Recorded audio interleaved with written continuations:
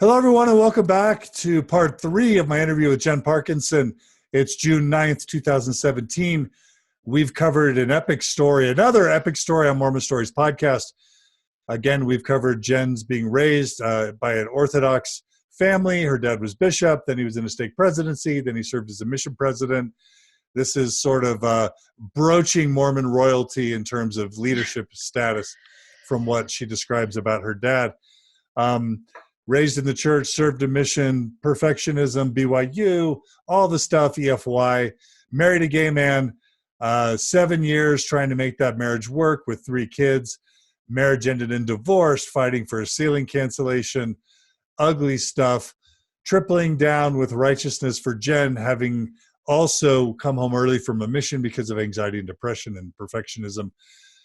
Then she meets her current husband, and they work hard to end up getting sealed. And then the November policy happens while Jen's kids are living with her ex-husband, who's with his partner. So all the stress that they dealt with in dealing with that November 2015 policy that declares same-sex married individuals apostates, that says that children of same-sex couples are not worthy to advance in positions in the church, including baptism or priesthood ordinances, how that made Jen want to actually take the kids away from her ex-husband, who was actually being a good father to the children. But he was okay with it because he was still believing in the church, and to this day maybe still is, and was trying to support the policy, which is its own level of difficulty and complexity and pain. And so that led to, Jen tripling and quadrupling down while she was a BYU-Idaho, employee, experiencing sexism in the workforce there. And then finally, after fighting so hard to be super righteous and perfectionistic, now with like 3 and 4 strikes where her husband now loses his faith. Jen, how did you survive all that? Lots of Diet Coke. Okay, so you talked about how your husband lost his faith. This must have been devastating to you yet again, because you're just desperately fighting for the Mormon family, for the celestial marriage. And here now again, no fault of your own, the hopes are dashed, and you're still faithful at this point, although your shelf is crumbling, but you're holding in because of your church employment at this point, and probably still some belief. You ended last episode by saying that you were not going to be the spouse to end a marriage because your husband lost his faith. We have so many couples where that's not the case. I have a friend who told his wife that he didn't believe anymore, and immediately the wife's reaction was, I want a divorce. What kept you from having that reaction, knowing that eternal marriage was so important to you, and you had failed before? How did you not want to throw your husband under the bus? It was, it was hard. It was really hard. But I love my husband more than I even knew that you could love a spouse. I think, it sounds so cliche and so silly, but I truly did not know how much you could love a spouse now that I'm married to my husband. And I believe that I loved my ex-husband in a different way. And I'm so grateful to him for my children, but I love my husband with every part of me. We're emotionally connected, we're mentally connected, we're physically connected. We laugh, we cry. Well, he doesn't cry. He doesn't have tear ducts. We don't think he does not cry. But we just have we have been through so much in the last 6 years that if I didn't love him, he wouldn't be around, and vice versa. We don't need one another financially.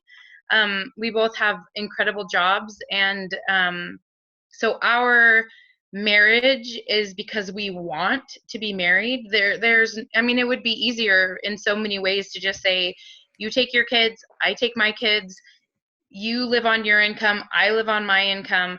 We don't need all this garbage, but we love each other so much and we have so much fun together. And so I looked at it more like, if I'm going to be a part member family, or maybe this is actually part of what I thought was, if I keep going to church and I keep remaining active, then my stepkids will remember that their stepmom was an active, faithful Latter-day Saint.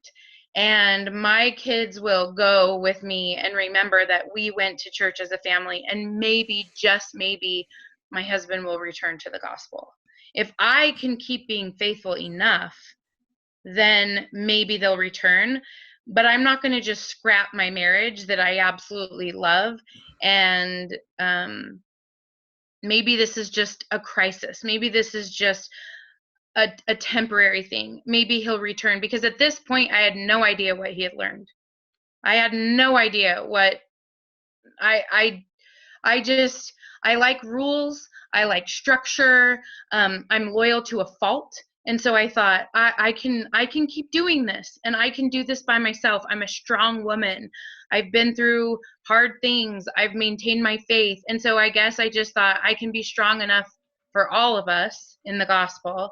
And I love him way too much to let this marriage crumble. Okay, so I got to stop you there. So one thing that I just have to note is we've already talked about you doubling and tripling and even quadrupling down, trying to make the Mormon plan of salvation work for you. This is almost like you quintupling down now. So I just have to wonder what that's like for you, with anxiety, with perfectionism, to just keep fighting for this Mormon dream, and just you keep failing and you keep trying harder, and then you keep failing again. Like that's one thing. There's another thing I want to mention, but I'm just wondering how you're feeling at this point in your life. Yeah.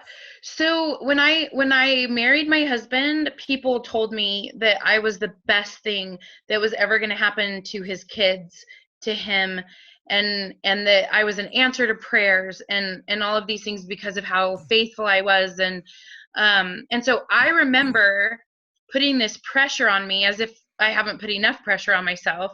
I put this pressure on me of, I am going to save everyone in our family. I am going to teach them the gospel, and I am going to raise a righteous family. And if they don't learn how to become faithful members of the church, I have failed as their stepmom. That was what I told myself. And so at this point, my stepkids don't go to seminary, and they had stopped going to church far before Brett had stopped going to church. And I was feeling like I'm failing more. I'm failing. And if you ask, it's too bad Brett's not in here too, but if you asked him, I was an emotional basket case. I would come home from work and I would either cry. I hated everything about my job. And so all day at work, I was stressed out because I didn't like it. And then I came home from work, and I was failing in all aspects of my life, or so I thought. And I was taking heavy duty anti-anxiety and antidepressant medication. That is how I was getting through it. I was taking Xanax regularly. And for those that don't know how strong that is, that's intense medication. And I was taking a daily medication on top of that, and I felt like I was about to have a mental breakdown. And that sounds very, very dramatic, but I just didn't know how much more I could handle. I just felt like I was cracking everywhere. Nothing was bringing me happiness. Nothing was bringing me joy. I came home from work, and all I wanted to do was go to bed. I didn't really want to talk to my kids. I didn't want to talk to my husband. I just wanted to crawl into a hole and hope that my life would somehow calm down. And I couldn't tell anybody that because I had to keep up this facade that I was holding on and I was good and I was strong and I just felt like I just felt fragile, so fragile, like I was burning at both ends of the candlestick and I was just starting to fray, just Hmm. fraying everywhere and failing at every part of my life. Hmm.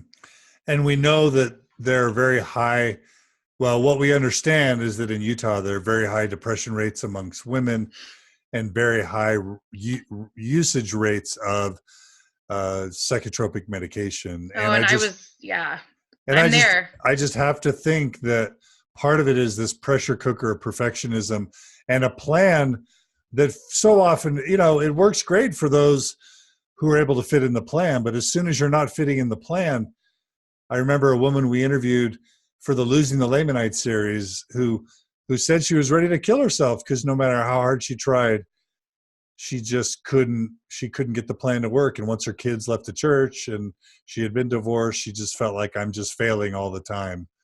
That's got to be how it was for you as well. I felt that exact same thing. I'm failing, and then I didn't feel like I must be hard to love because I can't do anything right. And my husband kept saying, "Why are you so negative about yourself?" And I mean, beating myself down because I just what looked like success in my gospel eyes, I wasn't successful at anything at Yeah. all. Oh, Nothing. okay, really quickly, the other thing I wanted to bring up before we talk about the mixed faith marriage is, you talked about your love for your husband specifically was what helped you stay committed to him once he lost his faith. And of course, you're quintupling down to want to try and be now the savior for him and your stepchildren and everyone. But so can you put let's just say a mixed faith couple's listening now and the believing spouse is listening, what that sort of implies if they're thinking about leaving their spouse is that either they don't really love their spouse or something else. I guess it's possible that there are lots of mixed faith couples where when they get married, they just rush into it and they don't really genuinely love each other. I guess that's one scenario, although I'm guessing that there might be a lot of couples that take offense to that and would say, well, that's not fair. Don't accuse me of not really loving my spouse. Can you think of can you put yourself in that believing mindset when you found out your husband left and develop empathy for a spouse that might want to leave their spouse but really loves them? Is that something you can envision? Totally. What would the mindset of a believing spouse be that would love their spouse but consider divorcing them? Yeah, no. And I mean no disrespect to anyone that's in a mixed faith or who is the believing spouse, that I don't mean to imply that you don't love your spouse. I went through thinking through that exact scenario and thinking my eternal family that I have dreamt about and lived for. That's one of the things I've realized, is that as members of the church, I was so focused on living for my death and living for what I thought was going to come in the next life and forgetting what's happening right before me, um, that I can see in front of my face. And that helped me to kind of transition my believing of I had to mourn this idea of an eternal family per se, but then I started thinking, well, maybe we're not giving God enough credit. Maybe he's more merciful than we maybe think. And maybe it will still be okay because my husband will show that he's still a good man. And I had faith that the Lord would somehow work it out, that maybe it wasn't as black and white as I'd been told for so long. And that was my own belief and my own thinking that maybe it isn't so black and white, because I've realized over the last few years that I didn't fit into a black and white Mormon mold. And it's helped me to be more open-minded because I haven't quite fit into that. And so for those listening that potentially are the believing spouse, I could see my husband physically in front of me and know that he was real. And not that I didn't think my beliefs were real, because they were very, very real. And but I needed to weigh out, did I love my beliefs or did I love my spouse more? And that's a difficult journey. That's like, yeah, but see, a Mormon might say God and Jesus win. I mean, you shouldn't have to choose between God and Jesus and your spouse, but who could be more important than God and Jesus? So I guess I can see how a Mormon would think, yep, God and Jesus win over spouse. I would, because I get that part, because I used to believe that. I used to think that. I have a friend who I went to college with, whose spouse was excommunicated, and I watched her grieve and try and decide, do I stay married? And I was like, you should leave, because there's someone else that potentially could get you to the celestial kingdom. And so I get it. And maybe looking back in retrospect, maybe what allowed me to accept more was because a little bit of my foundation was already starting to crumble. And so maybe I was more open to the idea of maybe there's some truth to what he's seeing. And again, I didn't know what he was researching. I didn't know what he was learning. I didn't know anything about it, except that I saw how much he was hurting. And I thought, I have to support him through this hurt. And I don't know. I think that I was a little more open because I had some faith shaking experiences. And maybe had he come to me prior to November of 2015, maybe I would have said, we're done.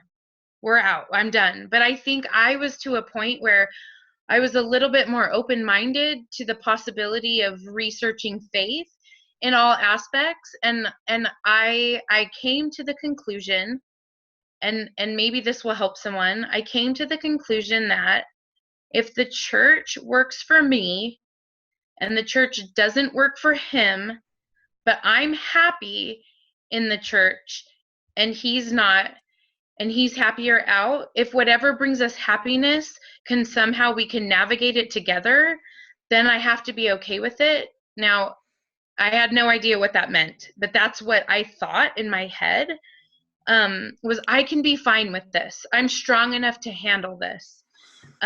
So if you were to have a chance to speak to a believing spouse who's thinking about not loving or divorcing their spouse because their spouse has lost their faith, what would you say? What would your plea be to the believing spouse? I would say, please give it time.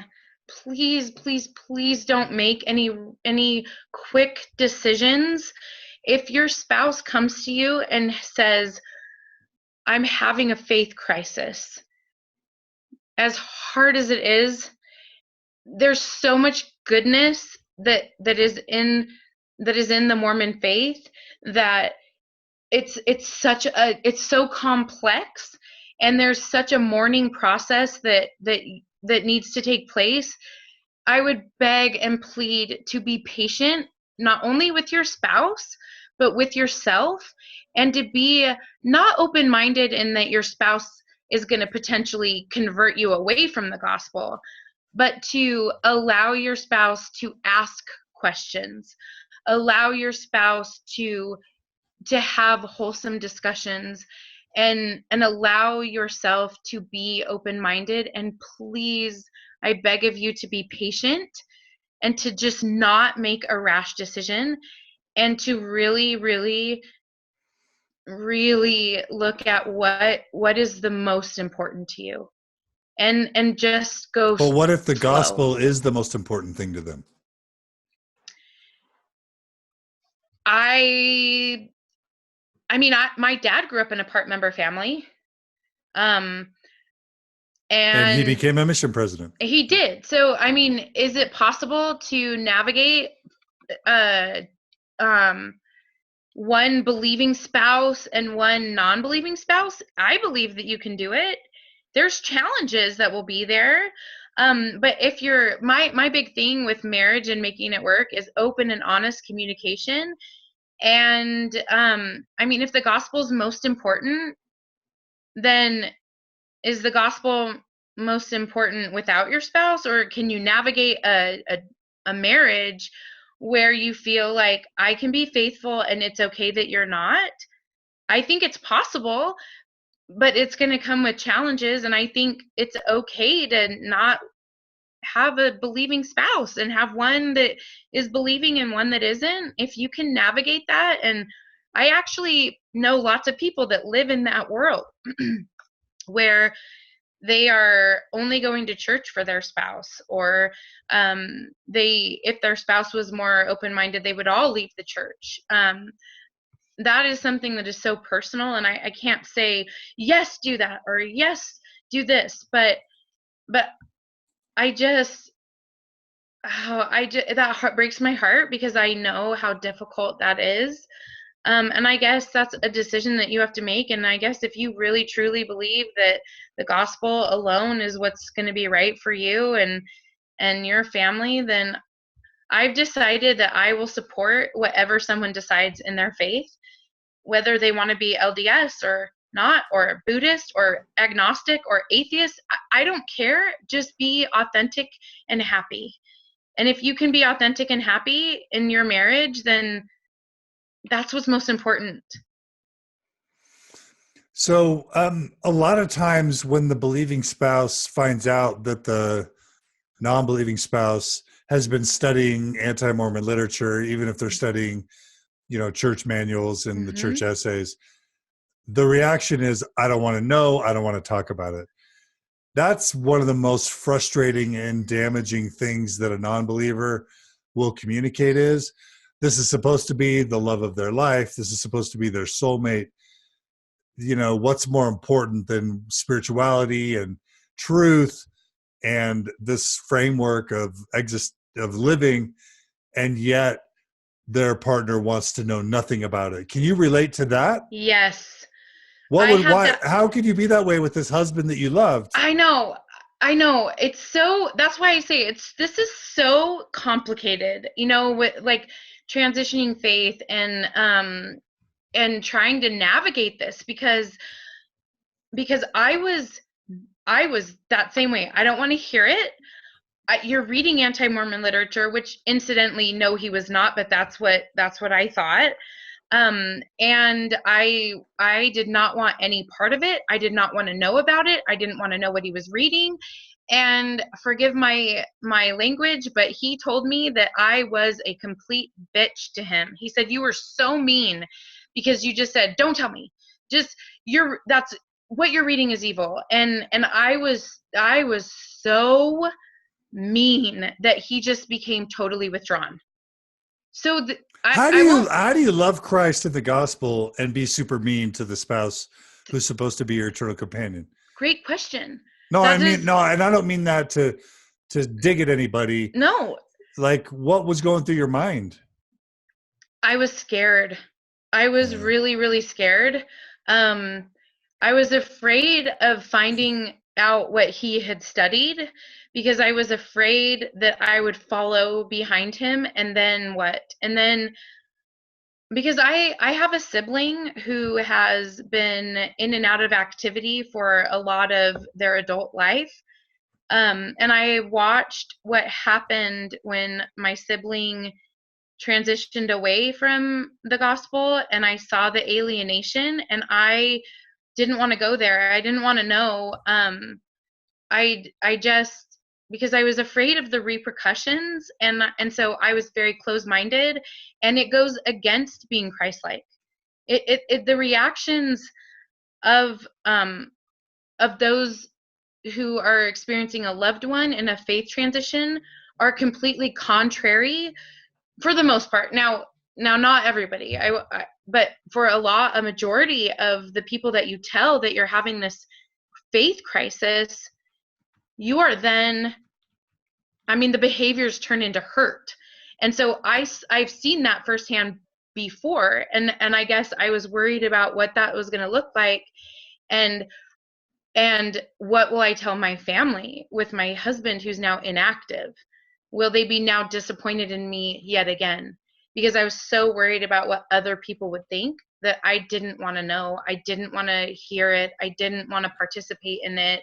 I still needed to keep my job. Now, mind you, I was looking for another job at the time, because for so many reasons, not because I was transitioning away from my faith, but because where I was working was toxic. It was toxic, and which is sad because you think when you're working for the church, it shouldn't be that way, but it was a toxic environment. And so while I was still trying to remain faithful, I was having job interviews. So I don't want you to think that I left my employment because of my faith. That's actually, it was part of it, but I didn't leave BYU-Idaho. I actually transitioned after I left. But I was mean, John. I was mean. I wasn't supportive. I wasn't Christ-like. I pushed my favorite human being away. I did. And it caused hurt for him. It caused contention in our marriage. It caused angst. It was difficult because as he was mourning the loss of this identity, I pushed him away. I was not there. I was not there, and I'm ashamed of how I treated him. But that was like a defense mechanism, I think, because I was so afraid of finding out what he had found out. I Yeah. relate totally. Yeah. I mean, it's just, it makes sense and it doesn't make sense, right? I mean, it makes no sense that a partner would tell the love of their life, I don't want to hear. And especially because you assume that if you marry someone, it's because you think they're smart and because you trust them, because they have integrity, and because you care about them. So if somebody's gonna, if somebody has, and it takes a lot to leave the church and to question it. It takes a lot of courage because of all the social pressure, the family pressure, just all the psychological pressure. So you'd think that if someone that you allegedly loved and cherished and supported and respected starts questioning, you'd be like, oh my gosh, well, I love you and I trust you and I care about you, so I want to learn everything. So in one sense, that's what I would expect to be the reaction for anything else, but that's obviously not the way humans work.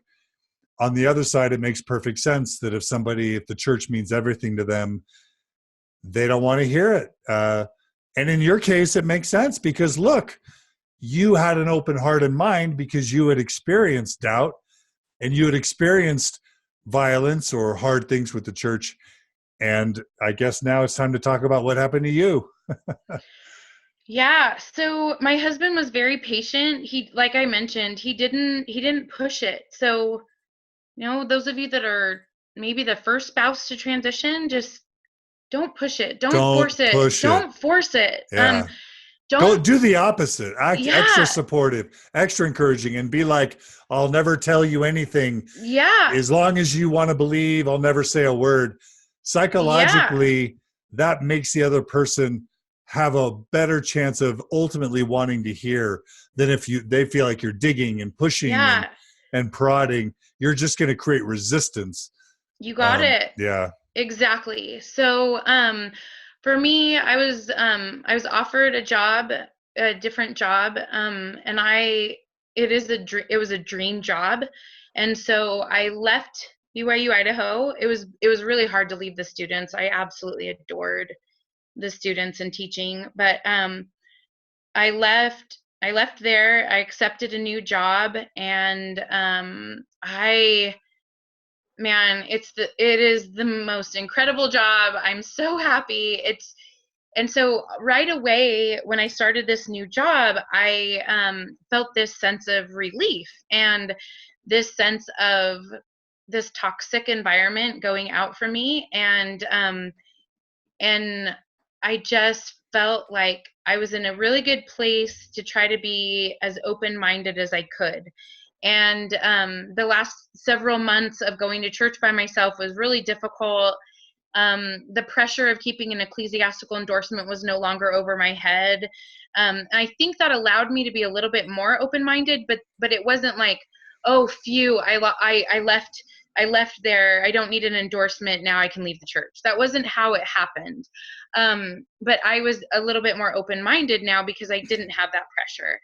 And I decided that I was going to read the church essays.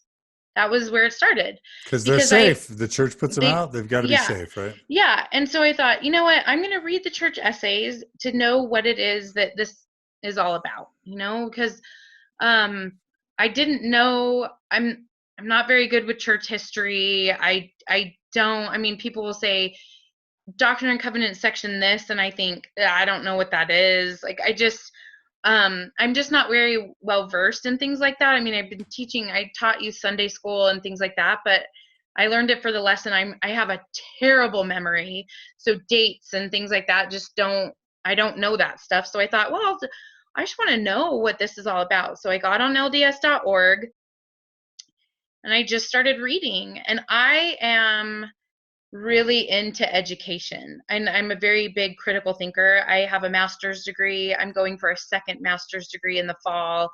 I really, really like education, and I like to read, and I like to be knowledgeable. And so I read about the seer stones. I didn't know about them. And wait, I thought you had said earlier in the first episode that you had brought them up and your parents said they were anti-Mormon. But I didn't. I had heard what they were, and that's when I asked about them, and we're told it was anti-Mormon literature. Right. Okay, got it. So now I'm reading the history of the seer stones, if that makes sense. So So yes, I had heard about them, and they were anti-Mormon literature. Then I read about them, and I am like, wait, I thought these were anti-Mormon literature, and now they're on the church essays. So it caused like, okay. And so that got me reading another one and reading another one. And then I thought, this is what I felt was when I read about the seer stones and I remembered back to that conversation of them being anti-Mormon literature, I felt deceived. Meaning, wait a second. I've always seen a picture of Joseph Smith with gold plates and a sheet, no stones, no hat, and I got really confused. So I went to my husband and said, I'm really confused. And he said, I know. And that sort of opened the rabbit's hole, if you will. I had heard about the CES letter, and so I read that, and that led me to reading No Man Knows My History, which led me to Rough Stone Rolling. So I just started digging and researching, and I still didn't join any anti-Mormon groups. I did join a Facebook group that is for all levels of Mormonism, trying to keep you active in Mormonism and trying to navigate that transition. And I found what's that called? A Thoughtful Faith. Okay. And it was so cool to join a group. How'd you hear about it? My sister-in-law. Okay. And I joined that group, and it was so refreshing to know that I wasn't, number one, I wasn't crazy. Number two, it was okay what I was doing, that I was trying to just get answers. I wasn't trying to be against the church. I was just trying to get answers, and I was looking for support because I knew I couldn't go to my family for support because I tried that previously and was welcomed with defensiveness and don't question and don't read anti-Mormon literature and don't research and don't read and don't do any of these things. But then I was attending a devotional at BYU-Idaho when I worked there, and Sherry Dew came, and it was funny because the students didn't really know who she was, but in my day, she was a big celebrity, and she was in the, the General Relief Society presidency, and she talked at BYU-Idaho about engaging in the wrestle of getting answers, and that was a good thing to do. And so I felt like I was following Sherry Dew's counsel in wrestling with the Lord to get answers.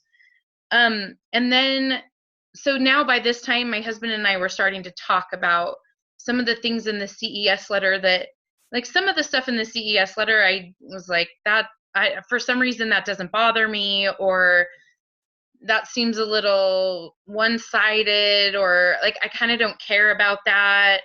But there were a few things that stuck out to me that I was really disturbed by. And so then I would go to my husband and say, what about this? And what about that? And he Like would what? say, What were some of the things you were disturbed by? So what really disturbed me was polyandry. Because what I is thought, that? For those who don't know, what is so that? that's being married to a woman who's already married. So who did that? Who did that? Joseph Smith participated in that, and Brigham Young, right? I think Brigham Young too, but definitely Joseph Smith. And it was secretive, and there were it made me, because I'd been taught like polygamy. I never loved the idea, but I thought, fine, like, okay, that was back in the day. Would I want my husband to practice polygamy? No way. He said I'm enough to handle. He wouldn't want another wife, but like that for some reason polygamy was fine, okay. But polyandry, if what the church is taught is that polygamy is because men, they husbands would die, and women needed to be taken care of, so they took more than one wife. And I thought, okay, I mean, do I love that? No. Does it make sense? Okay. But if that's why polygamy was practiced, then explain to me why you would marry someone who's already married. That doesn't make any sense. And why would it be secretive? And why would it be behind people's backs? And why was this not taught? And why would Joseph send people's husbands away on missions, and then proposition the wife to be married while the guy was on a mission, right? Like that just was unsettling to me. And so then that part, so after I was very unhappy with polyandry, I heard about Mormon Stories, the Open Stories Foundation, and I heard about this guy named John DeLynn, and I heard about other people sharing their stories, and that you could know that you're not alone. And so I started listening to the podcasts. I have a hefty commute, and I listened. I was in a stage of my transition where I listened as I was driving to work, on my lunch break, as I was driving home, while I was fixing dinner. I was listening to these podcasts of stories, and then I would talk to my husband about it. And were there certain episodes, let's just say 3 to 5, that really stood out for you, that really impacted you? Yeah, the one where, so Tom Phillips and the second anointing, I was done. I mean, I was I listened from the very beginning. I listened to all the LGBT. I was touched by the LGBT stories. I think because of my experience with my ex-husband, my children being raised well, my friends who are gay, those were just touching to my heart. And then the episode that changed my life was Tom Phillips. And let me explain why. So I'd read the CES letter, and I was feeling very uncomfortable with the history.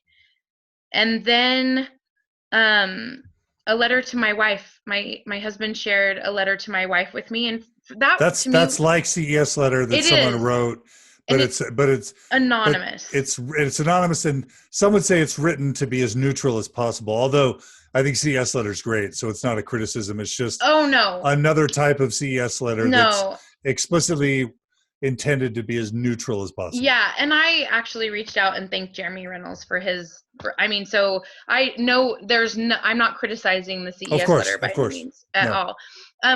But for some reason, a letter to my wife was a little bit easier for me to read.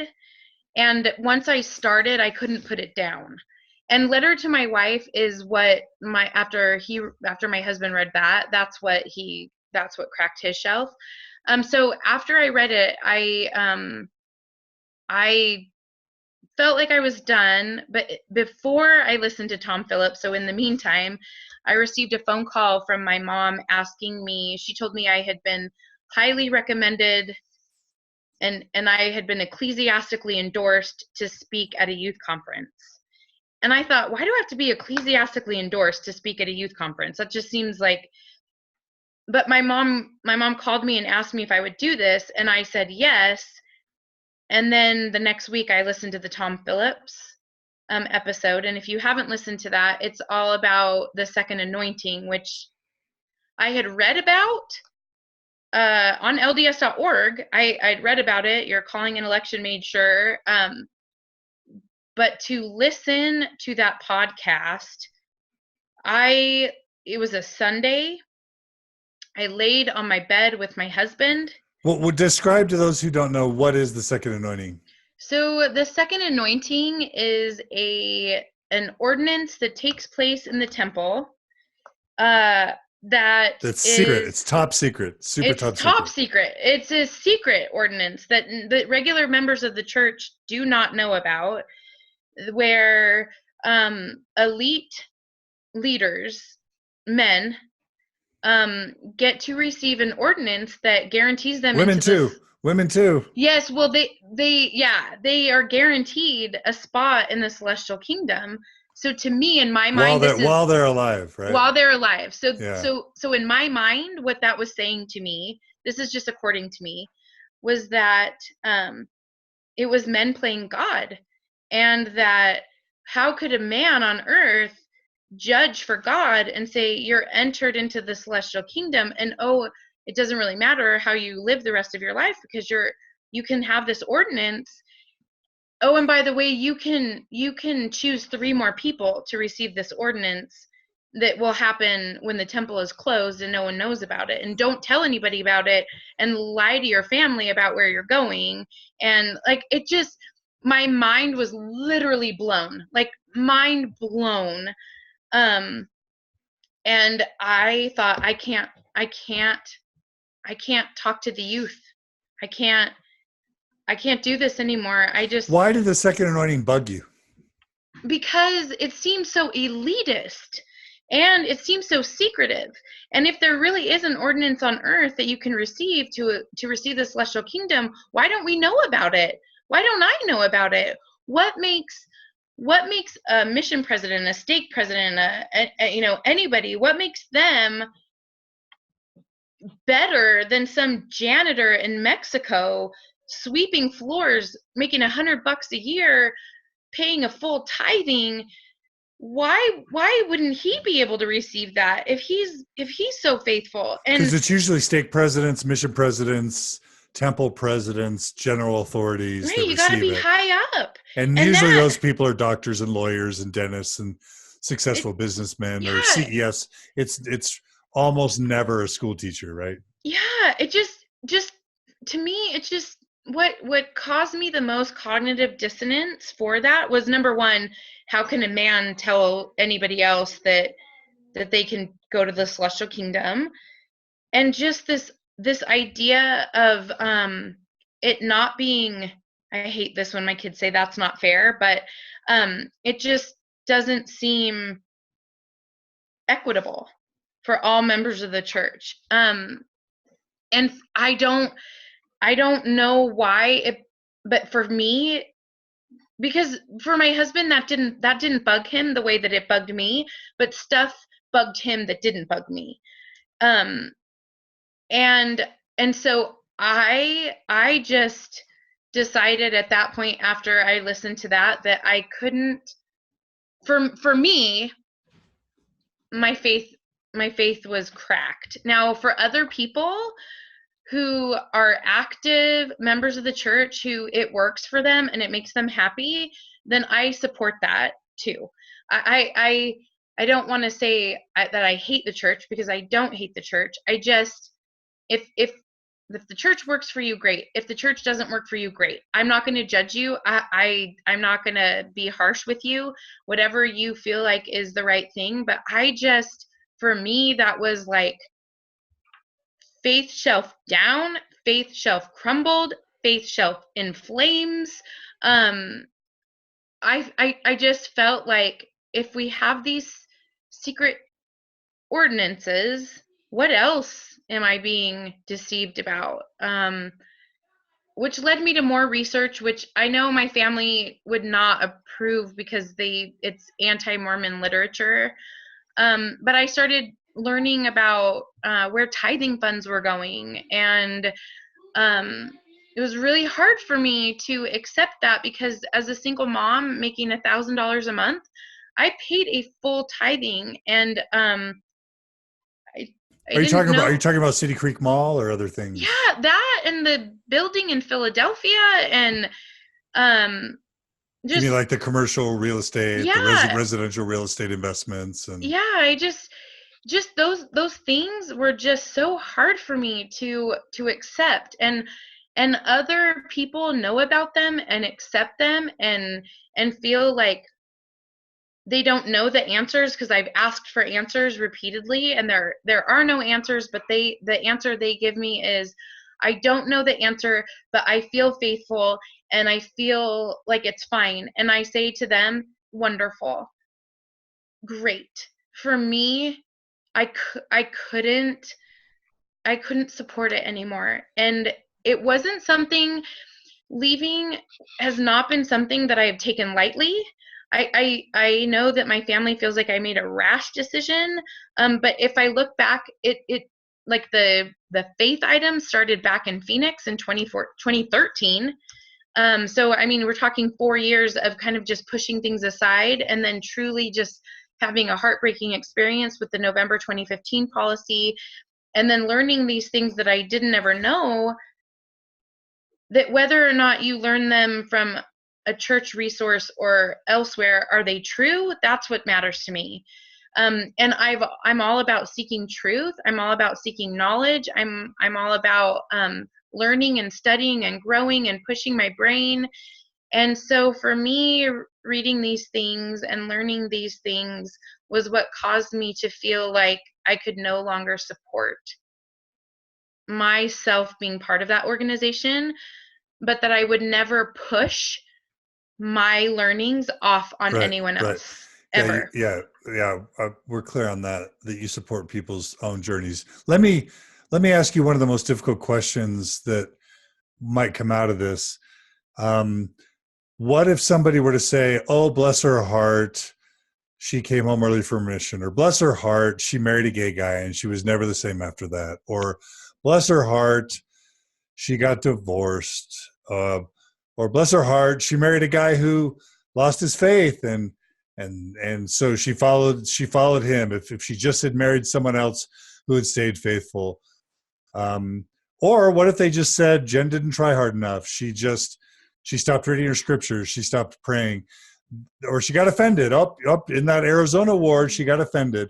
There's a million pieces of ammo you've given people for them to be able to kind of write you off and say, "Well, you didn't do it right," or "You got it wrong," or "You did it wrong," or "Poor you, you just married the wrong person," or "married the wrong people." What would you say to somebody that tried to discount your faith crisis by blaming it on either you're doing it wrong or other factors in your life that caused it?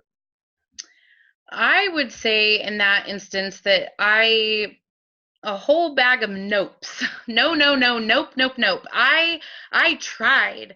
I I tried to be as faithful as I could through all the crap that life threw at me. I worked harder at my faith. I tried, and um and I worked and worked and worked at my faith, and worked and worked and worked at my faith more, and put these huge pressures and burdens on myself and tried to be perfect, and it was no one pushing me to do any research but me deciding to try and find out what is all of this, what are people learning, what is making someone leave the church. And I only simply wanted to find truth in my journey. And I did try hard, and I mean, if you could see how faithful I tried to be through the process of all of that, I was a faithful, devout Latter-day Saint who, when Gordon B. Hinckley said, "Take out your second pair of earrings," man, I took out my second pair of earrings. I was obedient to a T. But what I wanted, and I know that my husband is found at fault a lot, that it's his fault because he went first. I I did start reading out of curiosity, but it was not my husband pushing me to do so. I'm a big girl and I make my decisions on my own.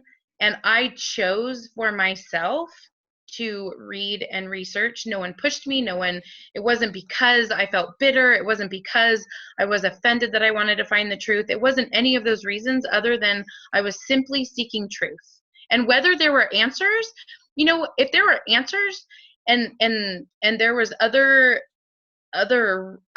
answers to what I was seeking, then I was open to that. I wasn't trying to discount the church. I just wanted to find the answers for me and find the truth. That's all I was trying to do. Okay. So if you're not going to let people blame it on being offended or marrying the wrong people or not trying hard enough, what if they blame it on you being deceived or fooled by me? So I've been told that by anti-Mormons. You've been deceived by anti-Mormons. I've been told that. I've actually been told that exact thing, that that your motives, John, are to lead people astray, and that there's so much anti-Mormon literature out there. And yeah, I guess you could say there's anti-everything out there. I mean, think about, I'm sure there's anti-Buddhism, anti-Catholicism, anti-everything. I'm sure you could find anything you want. But to them, I would say I also disagree, because the experiences that I've had with Open Stories Foundation have been helpful, not in saying, aha, look at this, that's right, this, I'm being deceived, or all of this. It's been healing for me, because leaving my faith has been one of the hardest things I've ever done in my life. And so I know how I feel, and I've been told by those that have said that I am being led astray, that they know how they feel. And I know how I feel, and I know how I feel after. And I was always taught that people that leave, lose the light of Christ, and they're miserable, and they're they just have these awful lives after they leave because they've been deceived. And I have found quite the opposite. And so it's hard for me to feel like I've been deceived when I'm no longer taking anti-anxiety medication, where I don't feel pressure to be perfect, where at my current job, I am appreciated for my passion and my drive, and where I love the time that I have with my children more, because I don't know what is going to be beyond this life. And so all I know is I see these little human beings in front of me, and I can touch them and feel them and appreciate them. And I relish in the differences of people and the things that I have learned. And when I look at that, I don't feel like I've been deceived, because I know how I feel, just like they know how they feel. I do not feel deceived at all, and because my life it has improved leaps and bounds by letting go of so much pressure that was on me to live something that I don't think is attainable in this life. So are you saying that leaving the church has made you more healthy and happy? Yes, which has shocked me, because leaving I was terrified, because you lose. I mean, like I said previously, the church does bring a lot of goodness into someone's life, right? I mean, you've got sense of community, you have commonalities, you have help when it's needed. There's so much that, Meaning and purpose and identity and yes, morality and all that stuff. yes, and so I mean, I thought, how will I teach my children to be responsible human beings now, and how will I teach my kids to love other people? Um and so it was scary, but looking backwards over the last few months, I feel like I can breathe. I feel like this level of anxiety has subsided. I feel like I physically um am healthier. I don't require as much sleep as I required months before. Because I guess I'm not as depressed. I mean, I didn't even realize it. Um, and so, yeah, it's made me healthier emotionally, physically. Um, I, I feel like I'm living authentically more to who I am than I was previously, and I didn't know it. So we've talked about, being a believing spouse and how to handle and how not to handle it when your spouse loses their faith. This is a really sensitive thing, but can you talk about, there's this other dynamic where a child that leaves the church becomes a disappointment to their parents, becomes a disappointment to their siblings, can sometimes even be ostracized from family, from immediate family, when just months previous they were viewed as the golden child and they were in weekly or even daily contact with their parents or siblings for years and years and decades.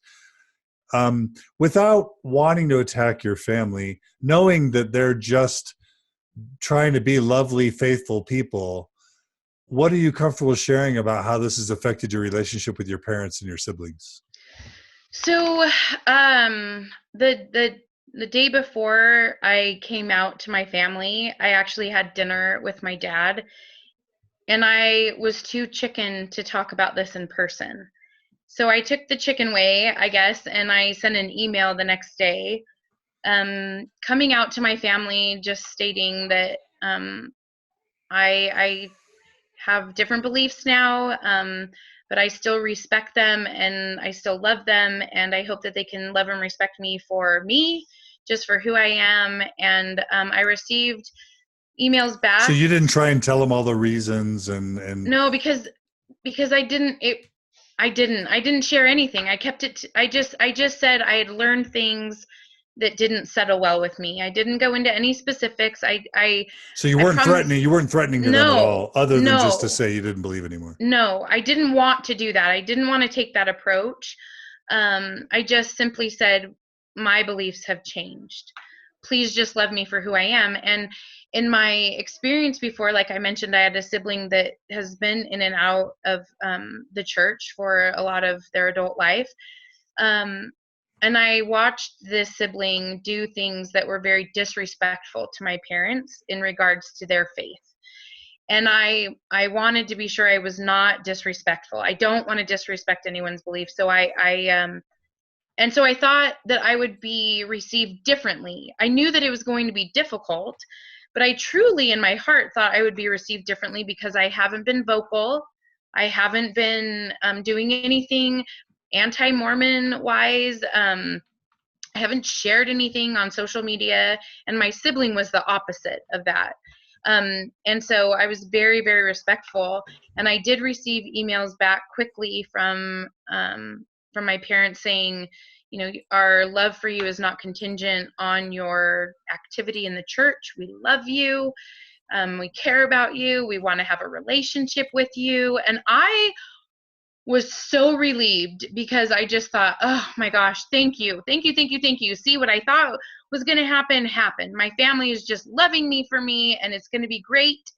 And I'm going to continue to reach out, and I'm going to be just the same as I was, and I'm going to show them that the core of me hasn't changed. I still have integrity and honesty, and I've got a great career, and I've got wonderful children, and I was thrilled. And then reality set in. And how many weeks or months ago did you come out to your parents? In February. Okay, February of 2017. Mm-hmm. It's now so we're June. 4 months. We're 4 months in. So 4 months what in.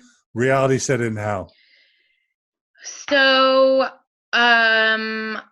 like communication that would normally happen stopped. Meaning I texted my mom every day. I talked to my parents a lot on the phone. My siblings, I'm not a huge phone talker, and so my siblings and we text a lot, but we don't necessarily call a lot. I have one sister that we would talk probably every few weeks, and that communication has stopped. And so my sibling that's been in and out has reached out a little bit more and has kind of had my back in a few instances when they've had conversations with my parents about, we don't have anything in common anymore, and which is not true, because we used to shop and talk about books we read and make crafts, and none of those things about me have changed, but for some reason that shift in paradigm has been, we no longer have anything in common. So that sibling's been able to kind of help patch that. But the further and further we've gone along, the more I've altered my appearance, meaning I have my nose pierced. I have a few visible tattoos, which I can cover up. I keep them covered at work. I'm really respectful with that. It's for my own personal, my own personal expression. And I realize tattoos aren't for everyone, but I've altered myself a little bit to kind of be a little bit more self-expressive. Maybe I'm making up for lost time. I don't know, but I feel great about who I am and the woman that I am. And my children are wonderful little people. And, most recently, my family had a family function, and I'm still on the family emails, at least some of them. I'm sure there's others that I'm not privy to, but I'm still on the family emails. I'm still on the family text messages, and so I was included in this email exchange about a family function that was coming up, and I asked when it was because I wanted to go. I was so excited, and all I heard back were crickets. No one responded. And then later, when it got closer, one of my siblings posted about this event on Facebook, so I knew when it was happening, and I talked with my spouse, and it was very important for me that I go. It was a public event, and so I was able to go and be in the shadows. But you weren't included. I was with the not family. included. You had to go to the event that your whole family went to together, and you had to go alone because you weren't invited to be Correct. with the family. Right. To a family outing. Right. And so I attended alone. I didn't bring my kids. It was a very long drive for me, but it was very important to me that I participate, because for me, I wanted to be there, and then for support, I wanted to be there. And I saw my family there. I almost walked into one of my family members, but I kept myself hidden just because I didn't want to make them uncomfortable, because I knew that they hadn't told me when this event was going to be. So I could read between the lines and realize I was not welcome. And but I later wanted my family to know that I had been there, so that they could know that I saw what happened, not to make them feel bad, but that I wanted them to know that I had made an effort, because I was trying to reach out, and I had reached out to my mom to seek some advice just a few weeks, probably about 6 weeks after I had come out. And it was very business-like. I could tell that that my mom didn't want to talk to me. It was really hurtful, but I realized in her mind, they were mourning the loss of their daughter for eternity, and I tried to really put myself in their shoes. But this particular event, I let my family know that I had been there after the fact, and I received a response from a family member telling me that what would people think if they saw my family with me? What would they think? Um, and what would they say if they saw me, and that it would Because you had cause. left the church, or because you had tattoos, or I what? don't know, both. I don't know. I think a combination. So the family member was trying to justify why you were excluded. Yes, yeah, It's and like, so that. our parents can't afford to be seen with an apostate person with a Right, tattoo. right. It can't happen. And I shared with my dad how that made me feel actually recently, and um I think what I said, I tried to be non-emotional about it and just say, what doesn't make sense to me is that the gospel teaches inclusivity and love, um and you know including, if I'm wayward, if I'm the wayward lost sheep, then why are you not trying to reach out to me to try to bring me back to the fold? Now, I in that, because that's what they're being, that's what I was always taught. And so why are you alienating me? Which I got a really nice response from my dad this week, just basically saying, I wish we could have a do-over. And kind of, I think we've all told ourselves some stories and made assumptions, and we've we maybe should try to move on. But I think there's been some hurtful damage done. I've heard from others that have experienced this. I've got a great support system at my work, and I was talking with a coworker who had experienced this as well in a different capacity, but could relate, and just said, give it time. We've heard time heals all wounds, and I hope that that's true. I just wonder at what point, do you kind of just feel like there's too much damage, but I hope that's not really the case. I love my family more than anything, and I want my children to know how wonderful my parents are and how amazing my siblings are. And I don't want to cut ties to my family in a way that would kind of not be easiest, but it would be very painful. But it's been really hard to I my my parents told me I caused a family crisis, and it's been really very painful journey for them, and I'm sure, and I've meant no hurt or no harm, but it has been equally difficult for me, and this journey of transitioning away and mourning the loss of my identity for the last 39 years has also been very difficult. And we live in a predominantly LDS neighborhood. 99.9% of our neighborhood are LDS, and it's been difficult. It's been difficult to transition away, and so, but it's been really surprising, the reaction. My dad has admitted that, he said, I know we told you our love for, or our love was not dependent on your activity in the church, and then our actions have said differently, because my sibling, who has been in and out, is now active again and fully embraced back into the family. And she caused some hurt, and was open about her hate and disdain for the church, and then now she's back in the fold. And to me, what it looks like from my perspective is that because she's active, that's the reason why she's back in the family.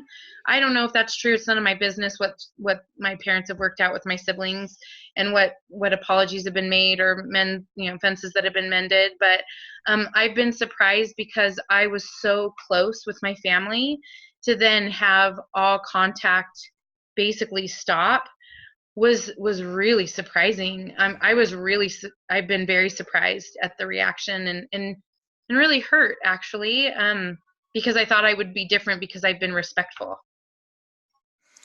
So that, you know, I was actually, maybe you noticed, a little bit concerned about interviewing you just because, obviously I can imagine what your parents and siblings are going to think and feel when they find out you've done a public interview, and not just a public interview, but one with me. Um, knowing that you love your family and value them, and knowing, even as you've indicated here, that you understand why they feel heartbroken, and you understand the mindset that they have, uh, being sad because you had this mindset yourself at one point about other people. Why would, what made you feel so strongly about doing this interview, even if it meant adding additional wounds and pain to what's already a delicate situation? I'm actually not judging you. I think I just want you to speak to why you felt so passionately about speaking your truth in spite of the risks. When really want to be close to your family, why would you still want to do this interview? I think because I feel like there's a lot of parts to my story. I feel like I've had a lot of experiences over the last 15 years of my life that could potentially resonate with someone. And if my story could help one person to know that it's okay to look for truth and to find truth in your life, whatever that looks like for you, then I would love to help one person. The podcasts that you have done have truly helped me in a moment of crisis. Truly knowing that it's okay to embrace everyone for who they are. And I mean, I would, if my parents are listening, I would love for them to know that I did not take this decision lightly, that it was not a rash decision, that I have prayed about it, that I have thought about it, that I have taken this journey, and it's been a difficult one. But if there's someone else out there that can benefit from knowing that um that you'll make it through it, as much as it pains me, and I hope that my family can understand that I simply want to share my story in hopes to help others to know that you're not crazy, you're not alone, that you can get out of this, and that if you choose the church, great. If you don't choose the church, great. It's okay. But that if we could all just be respectful of one another and love one another, I want to share my story in hopes that it can help anyone out there who is struggling with any part of not living a black and white Mormon life. That I don't think that there's black and white anymore. And if you're out there and you're listening and you're feeling defeated because you've tried to fit into a box and you don't fit into a box, it's okay. It's okay. It's okay to be different. It's okay to be a faithful Latter-day Saint and love the LGBT community. It's okay to not look like everybody else. It's okay to question and wonder and look for truth. All of those things are okay, and I want everybody to know that it's okay where you land. And I hope my family can be respectful of that. Where I've landed is bringing me an incredible amount of peace and joy that I didn't experience before, and that works for me. And if the gospel works for you, great. I just felt very strongly that somehow my story could help someone else, and so I felt very strongly. I mean, we talked about doing this months ago, but I felt like I still had some anger and some hurt that I think might have come across, and I don't want that to come across. And um I just, more than anything, I want the idea of love to resonate from my story. And I don't know, I felt just very strongly that I needed to share it. And I hope it doesn't cause more heartache. That was never my intention. My intention is just to help others to know that you are not alone. And wherever you land is okay, and love yourself through it. Just be the best you that you can be, and you will be a happy, healthy member, contributing member of society. What if your family happens to be listening to this? Chances are they won't listen because that's just how it often works. But what? How would you like to see? Um, how would you like to see your family relationships progress? You know. I would love for them to see how wonderful of a daughter, excuse me, that they raised, because they did a good job. They did a great job. They taught me to choose right from wrong. They taught me to work hard. They taught me to love school and to my mom's been a great example of a mom who sacrificed a lot for her children. And I want my children to know that and to see that. And I want my mom and dad and my siblings to see how wonderful my kids are. Our daughter just graduated high school, and it was so exciting. It was a huge deal. And I want my family to be part of those things. And I want them to know that I'm a good human being that is working hard, and they should be proud of what they did to raise me and who I've become, and that I love other people, and that they taught me that, and I want them to be participants in my life. My spouse is incredible. He's the best thing that ever happened to me, and I just feel like they're missing out. And I hope that we can bring it back. I don't know that it'll ever be the same. I don't think it will, but man, I think we can build a great life. I mean, there's a lot of life left in all of us, right? And I hope that they can see that I fundamentally have not changed. I'm still I'm still funny, I'm still fun, I'm still vivacious and passionate, and I hope they can see that with time, that I'm still a good human being that just wants to do good in this world. Amen, Jen. Well, that was such a powerful statement. I think I kind of want to wrap up there. So before I close, any final words you want to share? Because that was beautiful.